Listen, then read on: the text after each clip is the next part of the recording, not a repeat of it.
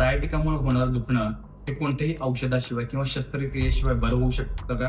तर हो, 100% ते बरं होऊ शकतं. प्रत्येक दुखणं पायात येणारं किंवा कमरेत येणारं हे सायाटिकाचं नसतं.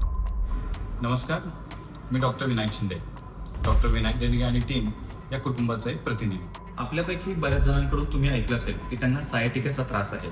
म्हणजे माझी कंबर दुखतीये, माझ्या पायामध्ये वेदना होत आहेत किंवा पायामध्ये मुंग्या येणं, बधीरपणा येणं, पाय चालताना थोडंसं जास्त उचलून टाकावं लागणार किंवा थोडीशी जास्त ताकद लावावी लागणार. हे सायाटिकाची काही लक्षणं असल्याचं ते सांगतात. मुळात सायाटिका म्हणजे काय हे आपण पाहून घेऊ. त्याचा चौथा आणि पाचवा मणका आहे. याच्यामध्ये एक डिस्क असते जी फायब्रोकार्टिलेजची बनलेली असते. ज्यावेळेला मणक्यातला गॅप कमी होतो त्यावेळेला ती डिस्क दबली जाते आणि थोडीशी सँडविचसारखी बाहेर येते. ही सँडविचसारखी बाहेर आलेली डिस्क इथून जाणाऱ्या नसांवरती दाब देते.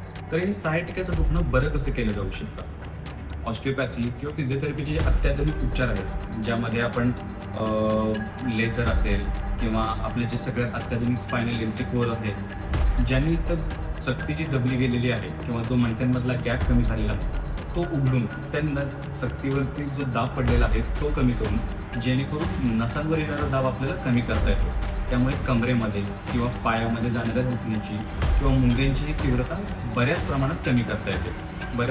आणि काही दिवस जर तुम्ही त्याची योग्य काळजी घेतली तर त्याच्यापासून तुम्ही पूर्ण सुटकाही मिळवू शकता. तुम्ही अशा सायाटिकाच्या दुखण्याने किंवा जुनाट कंबरदुखीने त्रस्त असाल तर आजच आमच्याशी संपर्क साधा. IPMH उत्कृष्टतेची नवी ओळख, आरोग्य सेवेचा नवा मानदंड.